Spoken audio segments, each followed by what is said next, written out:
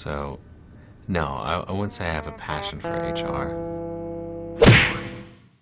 Welcome back to Human Resources for the People. It's a human capital revolution. Today we're going to be talking about this new bill that's criminalizing wage theft by employers in New Zealand. This is by Buttle Finley. It's an employment law firm. You can see here the authors of this article. And this new bill that's being pushed through the parliament by Labour MP Ibrahim Omar would make wage theft by employers a criminal offense. And the Labour MP Ibrahim Omar, experienced this exploitation themselves. He came from Eritrea in Africa, and said that wage theft predominantly affects the migrant communities as well as the indigenous communities, and says that it's systemic and widespread. I would argue that's probably true in the United States as well, specifically among the migrant communities. I think that wage theft is pretty widespread, but I also think that it does exist specifically in the restaurant industry as well as a few others, perhaps manufacturing, but I would say to a lesser extent.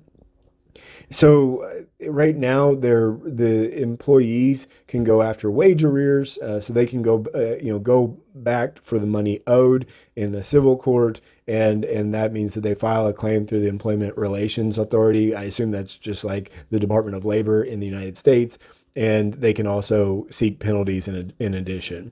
But ultimately, there's a good chance that they won't get the money, and it's not enough to deter appropriately. And here's what I think is important, and I agree with, which is that there's a double standard in the law, because employees who steal from employers can receive a criminal conviction for theft, whereas wage theft is usually treated as a civil matter.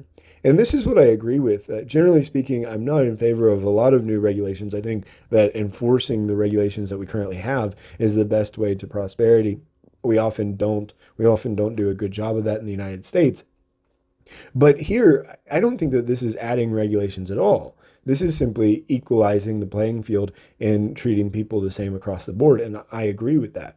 I think that employers, and I think that this is a good bill for the United States as well, because I think employers who fail should be responsible for taking money from people's checks intentionally. And that's the key word. There are so many mistakes that happen.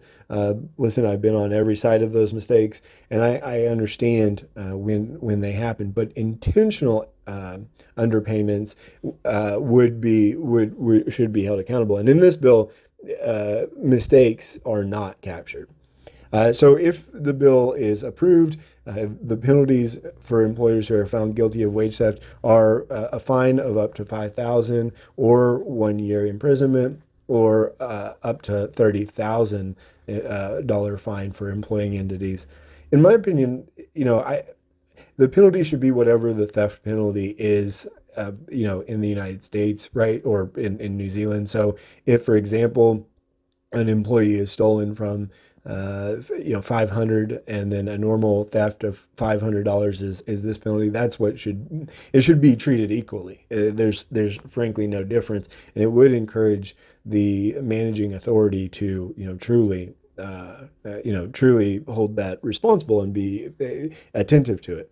I do think that my problem with this is, who is the managing authority, right? Is it the payroll person? Is that who's going to jail? Or is it the CEO? My guess is that, in many situations, it will probably be the CEO. But I don't know if I love that. This does follow Australia. Australia, in Queensland, in Australia, wage theft could be up to 10 years of imprisonment. In Victoria, it's up to 10 years as well as some fines that go up to $1 million Australian dollars, which I think is like $5 American. Just joking, guys. It is a weak dollar, but it is, I don't know. I think that's probably 600,000 without looking. It's still going in the parliamentary process and hasn't even had its first reading yet. So we'll see what happens. It is in the works. What do you guys think about it? Again, generally speaking, not in favor of new regulations, looking for regulations that currently exist to be upheld. But I think that this could work in the United States, and it could be an effective management for wage theft that does occur in the workforce. Let me know what you think in the comments down below. Like, share, and subscribe, and we'll see you on the next video. Bye, guys.